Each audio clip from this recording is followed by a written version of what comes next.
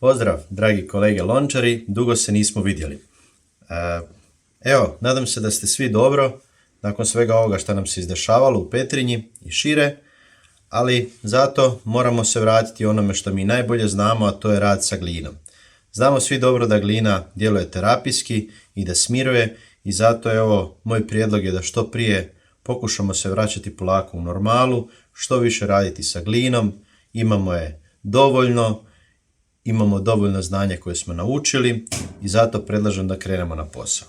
Ono što je sada interesantno je da dolazi dan zaljubljenih.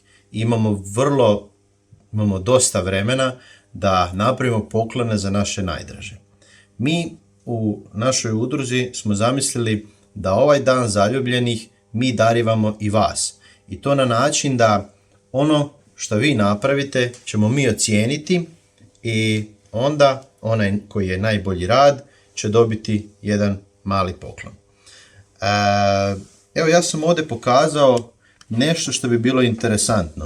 Najlakše je napraviti poklon za žensku osobu. Možemo napraviti vazu, možemo napraviti zdjelu, tanjur, bilo šta. Već kad radimo poklon za mušku osobu, onda je tu malo problem s inspiracijom.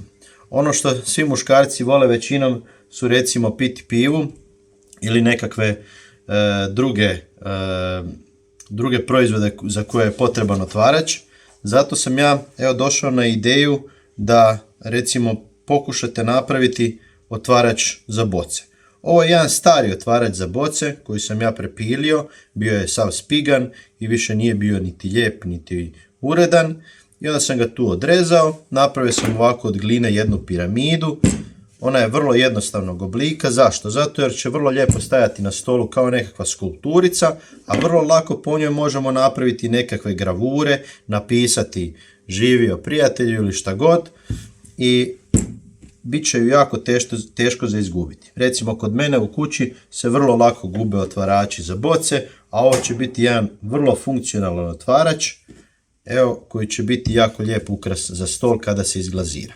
Znači, ovaj metalni otvarač zapiknemo u naš glineni predmet, dobro ga ovako iscimamo lijevo desno tako da ima dovoljno mjesta jer smo učili da se glina steže 10%. Ako ovu rupu napravite premalu, nećete poslije moći ovo umetnuti. Zašto to govorim? Zato jer ovo ne možemo peći u peći na 1000 stupnjeva, nego će se ovo morati peći posebno, a ovo ćemo kasnije kad bude u terakoti ili kad bude gotovo, vrućim ljepilom ili bilo kojim drugim ljepilom, jednostavno zalijepiti tu unutra i dobit ćemo naš otvarač za boce. Isto tako, ako nemate recimo otvarač za boce, čak može poslužiti recimo ključ 15 koji bi se prerezao ovdje i onda bi služio za otvaranje s istim sistemom. Naravno da možete koristiti koje kakve ovakve stvari koje imate u kući i to je smisao da se ništa ne kupuje, nego da ono što imate kod kuće i s tim alatima se poslužite da napravite vaše poklone. Ovo su mali pokloni, recimo ovdje možete vidjeti recimo jedan stalak za britvicu, za muškarce ili šta god. Naravno možete ga ukrasiti ovako sa srčekima ili napisati nešto, ali je vrlo funkcionalno. Zašto? Zato jer mi muški vrlo dobro znamo ako britvica stoji ovako na umivaoniku da vrlo brzo korozira i onda nema više svoju uporabnost, dok recimo ovakvo nešto bi nam vrlo dobro došlo. Isto tako može biti stalak za četkicu za zube, znači bezbroj je ideja. Možete napraviti mali tanjurić za nareske, možete napraviti zdjelicu sa ukrasima, s nekakvim zanimljivim natpisom, šta god vam padne na pamet, bitno je samo imati kreativnu ideju.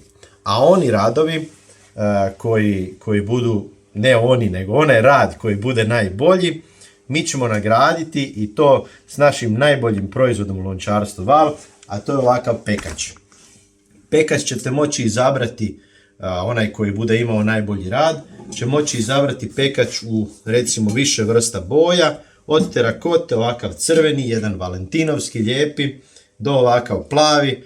Znači, oni koji ne znaju, ovo je posuda za pečenje mesa, pripremanje hrane i ušnih jela u električnoj pečnici i ovo je naš top proizvod i mi smo se odlučili da na ovaj način vama damo poticaj da se što više kreativno izražavate sa glinom i da si date truda, koristite internet, Pinterest, tamo imate masu super ideja, šta god smislite, bit će super, a onaj koji bude najbolji, bit će i nagrađen.